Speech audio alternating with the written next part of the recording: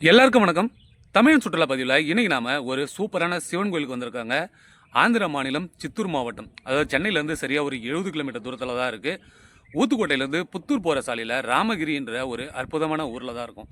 இங்கே அப்படி என்ன விசேஷம்னு பார்த்தீங்கன்னா, பொதுவாக சிவபெருமானுக்கு பிரதோஷ வழிபாடுன்றது ரொம்ப ரொம்ப முக்கியமானதுங்க. ஆனால் இந்த கோயிலில் பிரதோஷமே கிடையாது.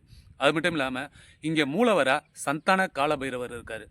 குழந்தை வரம் வேணுன்றவங்க இந்த கோயிலுக்கு வந்து வேண்டாங்கன்னா அடுத்த வருஷமே உங்களுக்கு குழந்தை பிறக்கிறதா ஒரு நம்பிக்கை இருக்குது. அது நடந்தும் இருக்குது. அது வந்து நான் கோயிலுக்குள்ளே போகும்போது சொல்கிறேன்.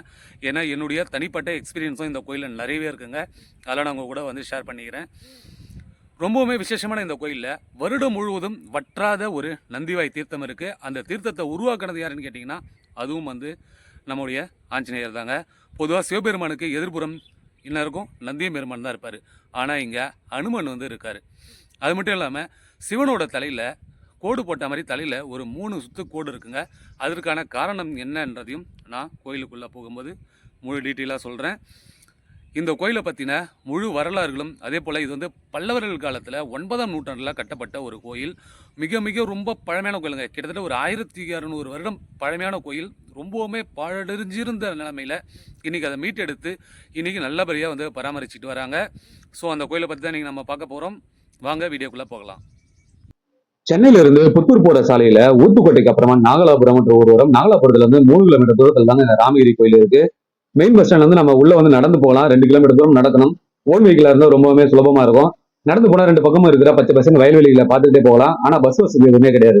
நம்ம கோயிலுக்குள்ள நுழைஞ்சது முதல்ல இந்த தீர்த்த குளத்தை தான் பாக்குறோம். இது வந்து கங்கை தேவி வந்து இந்த தீர்த்த குளத்தை உருவாக்குனதா சொல்றாங்க. நந்திவாயில இருந்து வருஷம் 365 நிலம் பற்றாம நீர் வந்துட்டே இருக்கும். அதனால இது வந்து நந்திவாய் தீர்த்தம் அப்படின்னு சொல்லி சொல்றாங்க.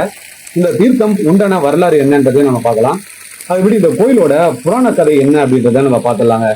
அதாவது ஸ்ரீலங்காவுக்கு வந்து சீதையை வந்து ராவணன் கடத்திட்டு போயிட்டாரு.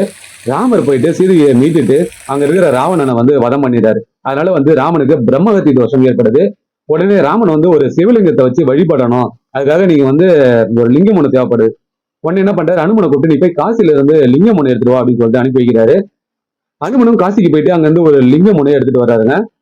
ஆனா அங்க காவல் தெய்வமா இருக்கிற காலபைரவர்கிட்ட அவரு கேட்காம எடுத்துட்டு வந்துட்டாரு. இதனால கோபப்படுற காலபைரவர் என்ன பண்றாருன்னா அனுமனை தடுத்து நிறுத்துறாரு. அதை பார்த்த தேவர்கள் எல்லாரும் சேர்ந்து வந்து என்ன பண்றாங்க, இந்த மாதிரி ராமனுக்காக எடுத்துட்டு போறாங்க, அங்க பூஜை பண்ணணும், கொஞ்சம் தயவு செஞ்சு அனுமதி கொடுங்க அப்படின்னு சொல்லிட்டு கேட்கறாங்க. சரி சொல்லிட்டு காலபைரவர் என்ன பண்றாரு, சரி எடுத்துட்டு போ அப்படின்னு சொல்லிட்டு விட்டுறாரு. ஆனாலும் காலபைரவருக்கு வந்து அந்த மனசு வந்து சமாதானம் ஆகவே இல்லை.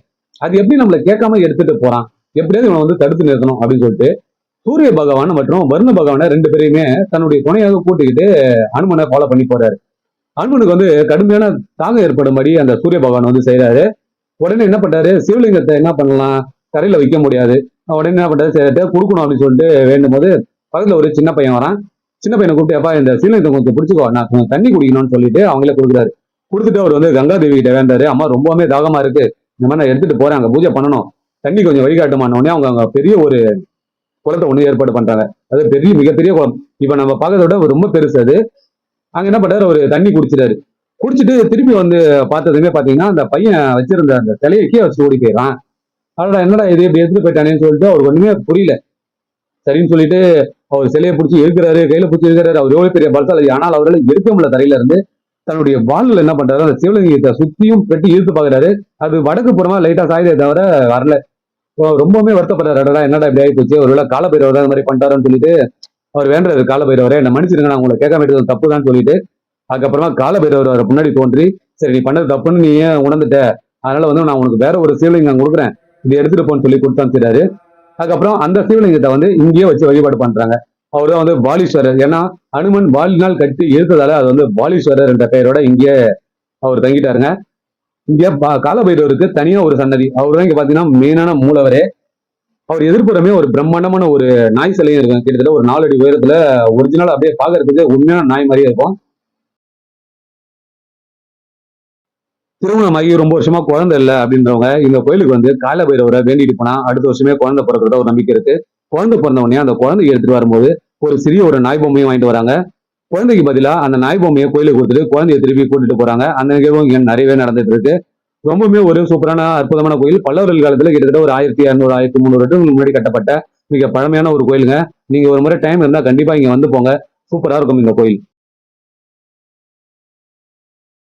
2013 நாங்க இந்த கோயிலுக்கு ஃபர்ஸ்ட் டைம் வரும்போது, கோயில் உள்ள சுத்தி வரும்போது நிறைய வந்து பைரவர் சிலையை பார்த்தோங்க. அதாவது நாய்க்குட்டிங்க வந்து நிறைய வந்து இருந்துச்சு.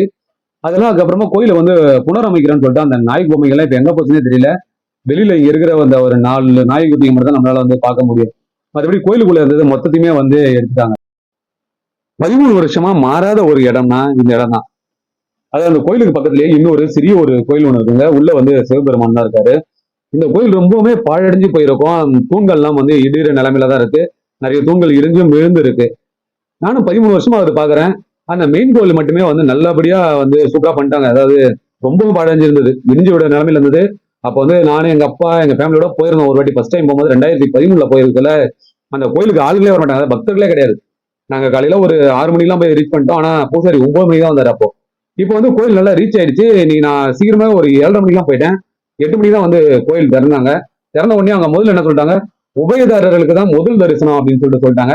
அது என்னங்க பணம் வந்ததுனாக்கா கோயில்கள் எல்லாமே அவங்க இஷ்டத்துக்கு மாத்தி அமைச்சுப்பாங்களான்னு ஒன்றும் புரியல. பக்தர்களுக்காக கோயிலா இல்ல பணம் கொடுக்கறவங்களுக்காக கோயிலான்றது எனக்கு தெரியல. உங்களுக்கு தெரிஞ்சா கமெண்ட் பண்ணுங்க. அது பக்கத்துல இருக்கிற இந்த கருவறை வந்து ரொம்பவுமே ஒரு மோசமான நிலைமையில இருக்கு. ஆனா இந்த கோயிலை வந்து அது அவங்க கண்டுகிட்ட மாதிரியே தெரியல. இன்னும் இடிஞ்ச நிலைமையில தான் இருக்கு. ஒரு சின்ன ஒரு வேலை கூட இந்த கோயிலுக்கு வந்து நடக்கலங்க. கீழே ஃபுல்லா கற்றளி கோயிலா இருக்கும். மேல கருவறை விமானம் வந்து செங்கல்லாலையும் சுண்ணாம்பாலையும் கட்டப்பட்டதை பார்க்க முடியும். பல்லவர்கள் காலத்துல தான் இந்த கோயில் வந்து கட்டப்பட்டிருக்கணும்னு சொல்லிட்டு ஹிஸ்டரியும் சொல்லுது. ஆனா பணம் கொடுக்கறவங்களுக்கு ஏன் முக்கியத்துவம் கோயில்ல தராங்க? அவங்க என்ன அப்படி கோடி கோடியா கொடுத்துட்டா அவங்க பெரியாளா? இறைவன் அவங்களுக்கு கொடுத்திருக்காரு, திருப்பி அவங்க கொடுக்குறாங்க, அவ்வளவுதான். ஓகேங்களா? அது வந்து ஏன் அவங்கள மட்டும் முதல்ல உபயதாரர்கள் தான் முதல்ல போய் சாமி பார்க்கணும்? அது கூட அவங்க வந்து கருவறைக்கு பக்கத்திலே போய் நின்று சாமி வந்து தொட்டு தொட்டு பார்க்கலாம். ஆனா நாம பொதுமக்கள் போனா 10 அடிக்கு பின்னாடி இருந்து நம்ம வந்து இறைவனை வழிபடணும்ன்ற ஒரு புதுசா ஒரு ரூல்ஸ் ஒன்று எடுத்துட்டு வந்திருக்காங்க. இது என்னன்னு எனக்கு புரியல. ஆனா நாம வந்து ஒரு பக்தியோட போறோம். அதனால நம்ம இறைவனை 10 அடி தூரத்துல இருந்து பார்த்தாலும் சரி, 100 அடி தூரத்துல இருந்தாலும் சரி, நம்ம மனசோட நம்ம வந்து வணங்கினா கண்டிப்பா இறைவன் நமக்கு நல்லதே கொடுப்பான்ற ஒரு நம்பிக்கையோட தான் நம்ம கோயிலுக்கு போயிட்டு இருக்கோம். சரி, ஓகே, அதெல்லாம் வேற கதை விடுங்க. இந்த கோயிலையும் வந்து கொஞ்சம் நல்லா புனரமைச்சு பண்ணா நல்லா இருக்கும். ஏன்னா ரொம்ப பழங்கால கோயில். இன்னைக்கு நிலைமை வந்து ரொம்பவுமே மோசமா இருக்கு. அதையே கண்டுக்காம விட்டாங்கன்றது தெரியல. அப்படியே நம்ம இந்த சாமிலாம் கும்பிட்டுட்டு இதுக்கு பின்னாடி ஒரு சிறிய ஒரு மலை ஒண்ணு இருக்கு. அது அனுமன் தூக்கி எறிஞ்ச அந்த மலை. அந்த மலைக்கு மேல முருகன் வந்து இருக்காருங்க. அந்த மலைக்கு தான் அடுத்தது நம்ம வந்து போக ஆரம்பிச்சோம்.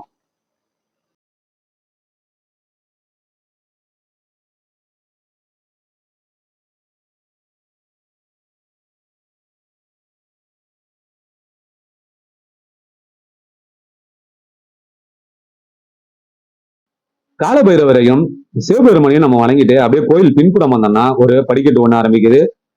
மலைக்கு மேல ஒரு படிதாங்க இது. மலை மேல வந்து முருகப்பெருமான் இருக்காரு. சரி, அவரை பார்க்க போகலாம், காலை வேலையை போயிட்டோம் அப்படின்னு சொல்லிட்டு நானும் வந்து படி ஏற ஆரம்பிச்சேன். கிட்டத்தட்ட ஒரு 100 படிகள் வரைக்கும் தான் இருக்கும். அப்படியே நம்ம அப்படியே பொறுமையா ஏற ஆரம்பிச்சுல ஒரு 15 நிமிஷம் இல்ல 20 நிமிஷத்துல நம்ம வந்து மலைக்கு ஏறிடலாம். சரி, மலையோட உச்சிக்கு போனதுக்கு அப்புறம் பார்த்தா கோயில் வந்து பூட்டி தான் இருந்தது.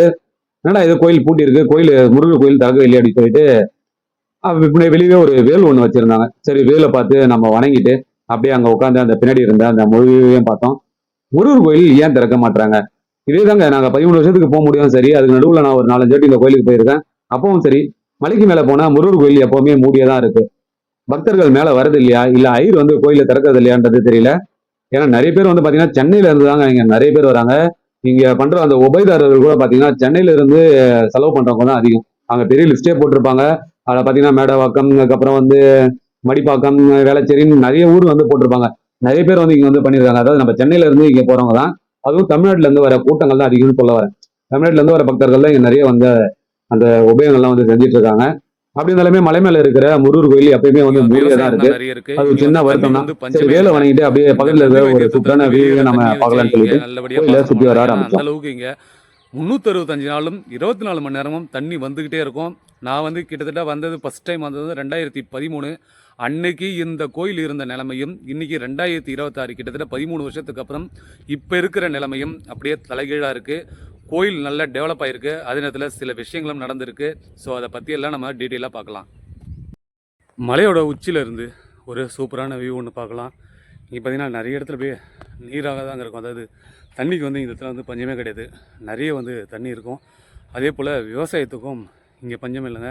நம்மளை சுற்றி பாருங்கள், எல்லாமே வந்து நிறைய விவசாய பூமியாக தான் இருக்கும். ரொம்பவுமே பச்சை பசேர்னு ரொம்பவுமே அழகாக காட்சி கொடுக்கும்.